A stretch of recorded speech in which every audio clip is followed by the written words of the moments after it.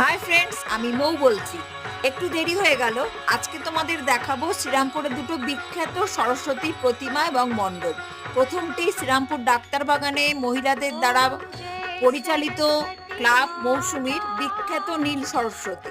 পুকুর ঘিরে সুন্দর লাইটিং এর ব্যবস্থা ছিল। এছাড়াও সেকেন্ডটা হলো মানিকতলার নবারণ সংঘ পরিচালিত সরস্বতী প্রতিমা এবং মণ্ডপ, যেখানে লাইটিং হয়েছিল পুরো জগদ্ধাত্রী পুজোর মতন।